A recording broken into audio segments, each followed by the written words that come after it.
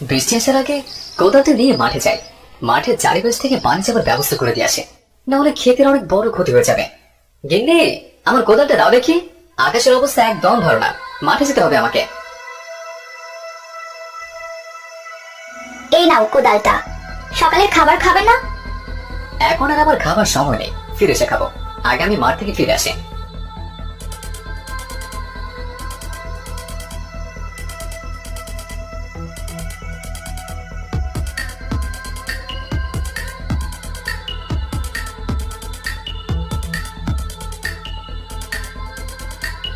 রমেশ তার মাঠে চলে গেল।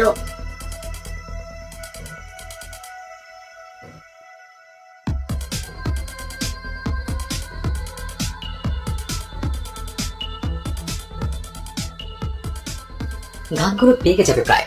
এই সময় যদি বৃষ্টি হয়, ফসলের অনেক বড় ক্ষতি হয়ে যাবে। এবার আমাদের ভালোই ফসল হয়েছে। হে খোদা, ভালো ভালো ফসলগুলো বাড়িতে তুলতে পারলেই হয়। এইসব কথা ভেবে রমেশ মাঠের চারদিকটা তার কোদালটা দিয়ে খুঁড়তে শুরু করলো। এদিকে আকাশের অবস্থা খারাপ দেখে রমেশ খুব তাড়াতাড়ি কোদাল দিয়ে মাঠের আইলগুলো কাটছিল। তখনই ঘটল বিপদ। হায় হায়, হে আমি কি করলাম? মনে হচ্ছে এটা কোনো সাপের বাসা। আমি তো সাপের বাসায় কেটে ফেললাম। এখন কি হবে? ঘরের মধ্যে আবার সাপটা নেই তো? সাপটা বেরোনোর আগে আমি তাড়াতাড়ি পালাই। রমেশ ভয় পেয়ে কোদালটা সেখানে ফেলে দিল আর দৌড়াতে দৌড়াতে নিজের বাড়িতে চলে গেল।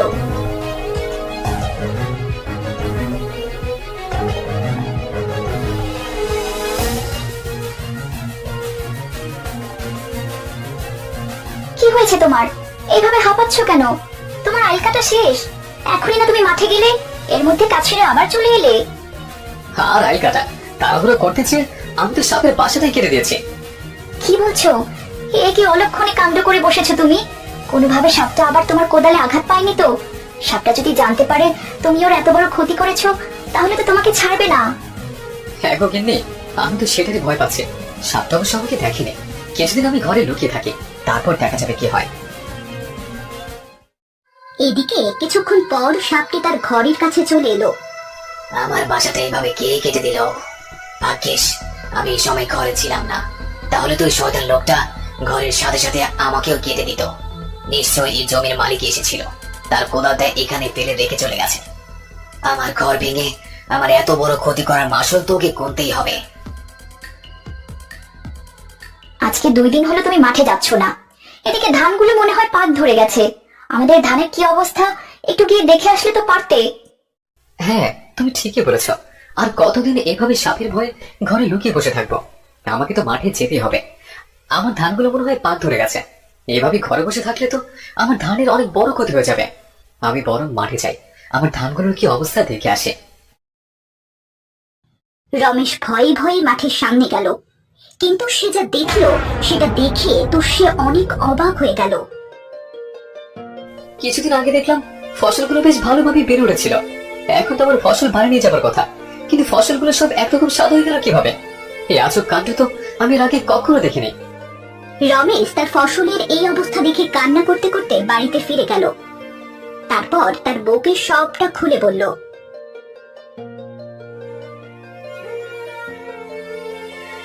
সে কি, এইটুকু জমিতে চাষ করে সারা বছর আমাদের ঘরে খাবার জুটতো, এখন কি হবে? এখন তাহলে সারা বছর আমাদের না খেয়ে থাকতে হবে। কে যে আমার এত বড় সর্বনাশ করলো কে জানে। রমেশ মন খারাপ করে রাস্তার পাশে বসেছিল।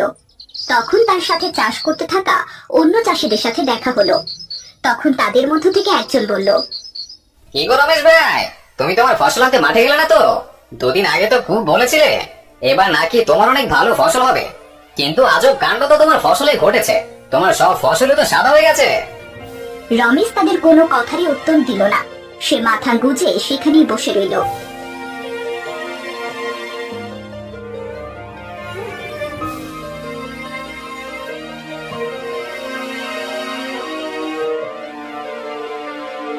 তুমি এইখানে? এদিকে আমি সারা বাড়ি তোমাকে খুঁজে বেড়াচ্ছি। তুমি এইভাবে এখানে বসে আছো কেন? ফসলের জন্য আর মন খারাপ করে আর কি হবে? আমরা তো কারো কোনো ক্ষতি করিনি, তবু আমাদের সাথে কেন এরকম হলো? পরের বছর দেখবে আমাদের জমিতে অনেক ভালো ফসল হবে। না না, আমার জমিতে ফসল ধরবে না আমি বুঝতে পেরেছি। ওর থেকে ওই সাপের ঘর ভাঙার জন্যই আমার ফসলের এমন হয়েছে। ওই দিন তো আমি ওর ক্ষতিও করেছিলাম, তাই তো রেখে গিয়ে আমার এই ক্ষতি করে দিল। কি বলছো?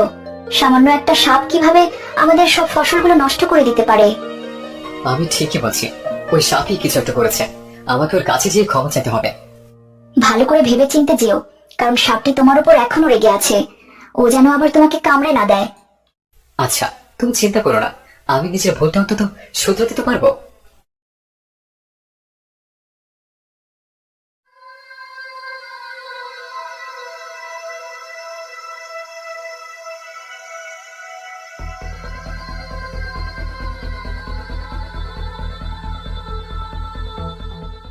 সাপ ভাই, তুমি কি ঘরের মধ্যে আছো? আমি না জেনে বুঝে তাড়াহুড়োয় তোমার ঘর কেটে ফেলেছিলাম। এখন তোমার আমাকে যা শাস্তি দেবার দিতে পারো, কিন্তু তার বিনিময়ে তুমি আমার ফসলগুলো ফিরিয়ে দাও। রমেশের কথা শুনে সাপটি সেই অর্ধকাটা ঘর থেকে বেরিয়ে এলো।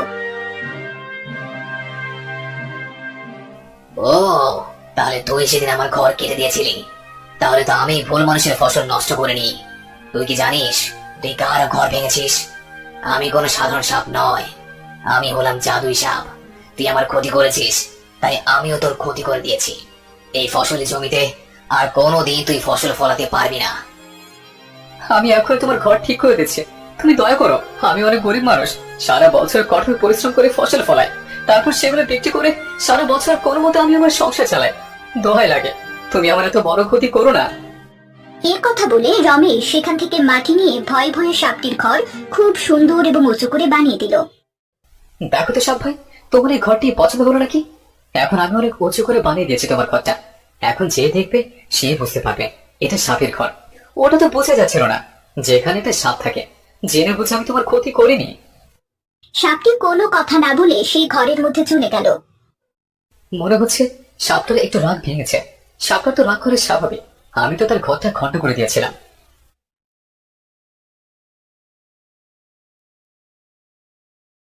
পরের দিন রমেশ এক বাটি দুধ নিয়ে সেই সাপের ঘরের সামনে আসে।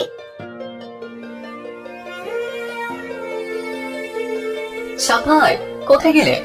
দেখো, আমার গরুর তাজা দুধ এনেছি তোমার জন্য। এই দুধটা খেলে তোমার অনেক ভালো লাগবে। এই যে আমি তোমার সামনে দুধের বাটিতে রেখে গেলাম, তুমি দুধটা খেয়ে নিও। এই কথা বলে রমেশ সেখান থেকে চলে গেল। এইভাবেই রমেশ রোজ এক বাটি করে দুধ নিয়ে সেই সাপের ঘরের সামনে রাখতে লাগলো। এইভাবে কয়েকটা দিন কেটে গেল। রোজ দেখি তুমি নিজে দুধ না খেয়ে বাটি ভর্তি দুধ নিয়ে ওই সাপটার কাছে যাও। এভাবে কতদিন করবে? মনে হয় ওই সাপের রাগ সহজে ভাঙবে না।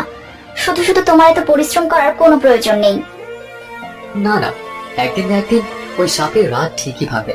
তখন আমাকে অবশ্যই সাহায্য করবে, আর আমার জমিটাকে আবারও আগের মতো ফসল দিয়ে ভরিয়ে দেবে। এই কথা বলে রমেশ আবারও এক বাটি দুধ নিয়ে চলে গেল সেই সাপের ঘরের সামনে।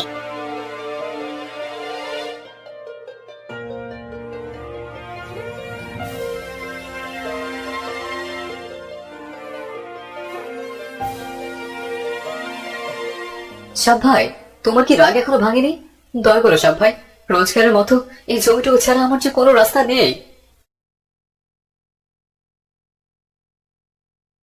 সাপটি তখন ঘর থেকে বেরিয়ে এসে বলল, আসলে এই রমেশ, তুমি অনেক ভালো মানুষ। তুমি এতদিন অনেক পরিশ্রম করে আমার জন্য দুধ এনেছিলে, যে দুধ খেয়ে আমি অনেক তৃপ্তি পেয়েছি। যাও, তোমার ফসল আমি আবার তোমাকে ফিরিয়ে দেব। সাপটি এমনটা বলে সেই সাদা ফসলের উপর জাদু করলো।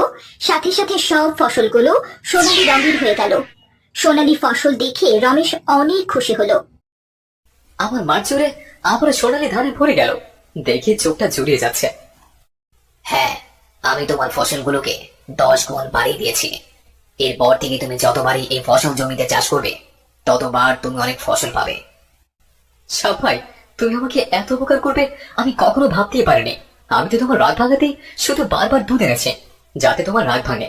আমার জমিটা আবার আগের মতো করে দাও, আমি সারা জীবন তোমার কাছে কৃতজ্ঞ থাকবো। এখন আমার যাবার সময় হয়ে এসেছে। কি বলছো সাপ ভাই? আমি তো তোমাকে সুন্দর একটা বাসা বানিয়ে দিয়েছি, তাহলে তুমি চলে যাবে কেন? আমাকে যে যেতেই হবে। এখানে থাকলে লোভী মানুষরা এসে আমার ক্ষতি করতে পারে, তাই আজকে আমি এখান থেকে অনেক দূরে চলে যাব, যেখানে আমার সন্ধান কেউই পাবে না। এই কথা বলে সাপটি সেখান থেকে অনেক দূরে চলে গেল।